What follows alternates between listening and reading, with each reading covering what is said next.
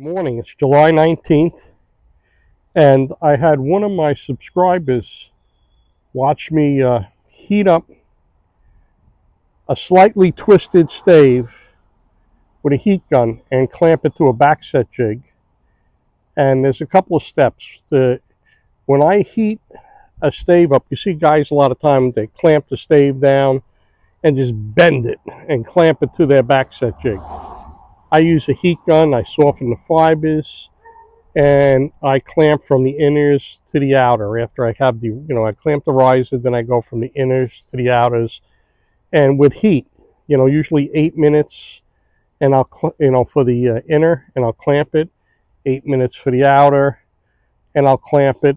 And there's two reasons for that. One is it softens the wood, so don't stress out the wood. And two, if there's a lot of moisture, it'll remove a lot of moisture, okay? It will remove all the moisture, but it does remove a lot of moisture, okay? So, he said to me, I seen you steam your staves and put them on the backset jig. How come you use the heat? So, here's a hickory stave, okay, that if you look at it, it's got bumps and twists, okay? And, you could see it better this way. And this one here, I probably could, heat up nice and get it to conform with a heat gun. And I'm going to say right now, after doing this for, going a little more than a year and a half now, that get the best piece of wood you can. If there's anything inferior, don't waste your time. You put a lot of work and effort into making these, cut the staves, making the bow blanks. If the wood isn't that great, don't waste your time, okay? But having said that, this is yellow birch that came from a friend's property. And this was a short piece. He's got a longer draw. This wouldn't be any good for him. And I had this, it was a stave. I trimmed it out. It was a short stave for a short bow. And on yellow birch, you have to make the limbs a minimum of 1 3/4 inches wide, all right, to hold the stress. Otherwise, it will break. So I just want to show you how bad this is. I don't know if you could see it, but there's actually a twist in the riser, a twist in the limb going this way, a twist in the outer limb going this way.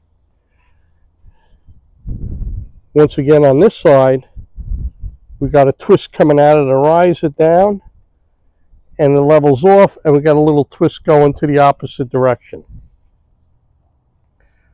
So, why am I wasting my time? Because actually I was pretty impressed with I made the two really nice yellow birch bows, and I was pretty impressed with them. I did a little test to see if you can make them narrow like hickory or wider, and the narrow one broke under pressure. You could see that video.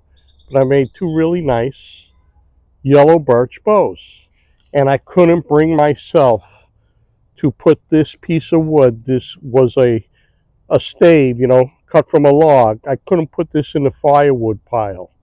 I just couldn't bring myself to do it. So I have my steamer going here, steam tube. I'm going to put it in. I'm going to put it in for an hour. I have a Wagner steamer. I have, how when I fire harden, I have fireplace gloves. Well, we have kitchen, pan, hot gloves there for removing this from the steam, because this will get really hot. And I'm going to show you a quick video of me just presetting the clamps, so when this comes out, I can be quick, because this is the only time that I'm quick and I muscle stuff down, is because I'm going to let it steam for an hour, so it's going to be flexible. After the hour that it steams, I'm going to clamp it down as quick as I can before it cools off, and get it to conform to the jig. And if it cracks, it cracks. If it don't, it don't. I really don't care, because this was a stave that I'm just trying to save. Okay, once again, get the best wood you can. All right, and from heating this up, you know, a lot of people use yellow birch, and they say it's resistant to cracking with heat. Well, we're going to see today how it reacts to the steam. And this is a little funky bow blank now that I have it tilted a little bit. It's bending a little bit, but I didn't want to go too crazy with the tiller because of the twist. When I get it level, I'll take it down a little more level and floor tiller it better. But for now, this is what we got. Before I steam this twisted stave, whatever type of wood it is, this happens to be the yellow birch, I rough set, and I do mean rough set, because it's sprung crooked. I rough set clamps. And I have more clamps than I need standing by. Because once this comes out of the steamer, you got to be quick, and unlike with the heat where you gently finesse it, you got to be fast and crank it down. Okay, so I got these clamps figured out. I'm going to lay them down right where I have to grab them. This is my little Wagner steamer. If you ever buy one of these and you fill it up and plug it in, don't say, what's going on? It's not working. It takes a good 15 minutes, and then all of a sudden you'll hear the sound of it going. I don't know if you'll be able to hear it.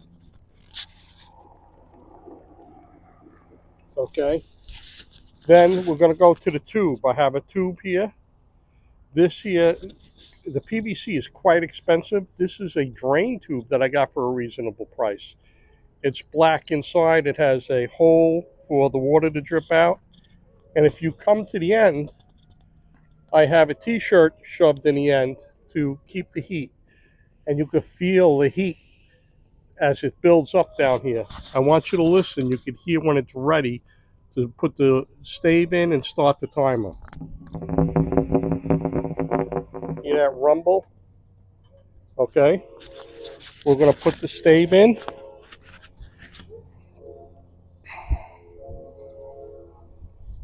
And we're going to set the timer for an hour.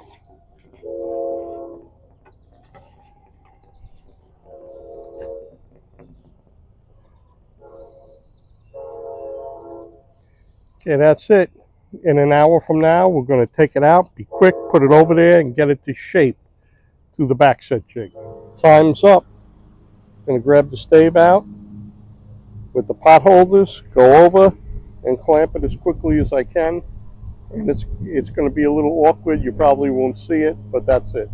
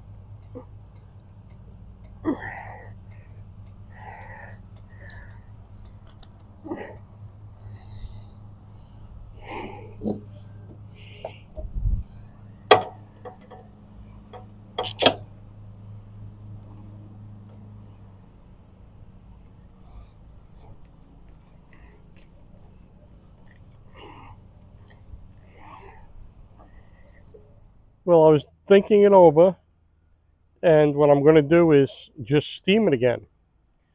It was so twisted. I'm going to get a lot of spring back. It's going to lift up, but it's going to get steamed one more time. I'm not going to bother with the heat gun because it's still all out of alignment. I'm going to try steaming it again. So let's see if it did anything at all.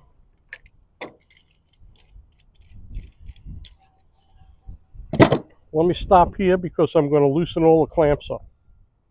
Surprisingly, It is a lot better. It needs to go more, but it's a lot better. Let's see on the back of the bow if there's any cracks or anything outstanding. It looks good. It looks good. We're going to try steaming it one more time for an hour, and hopefully that'll do the trick. I'll be able to align it maybe a little better now.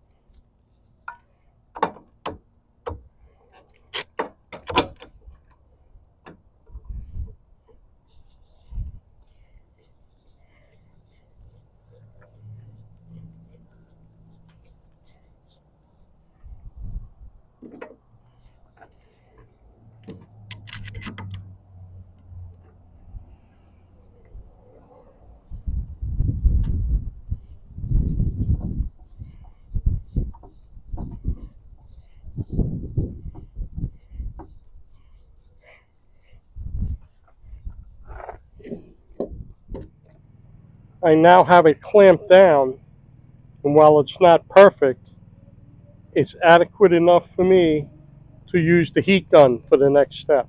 Second steaming, I was able to loosen all the clamps and align the limbs, and then re-put the clamps on. It still had a little twist. You can see there's some pressure on this side and on that side, but I have it flush and straight.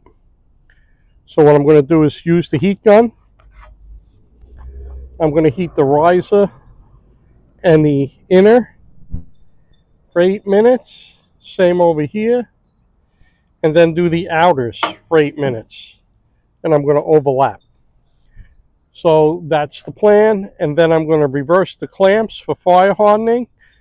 And this will get fire hardened. And when this gets fire hardened, it'll definitely take the set. Okay, so I heated this up and leveled out the limbs, and when it was so twisted I couldn't floor tiller it.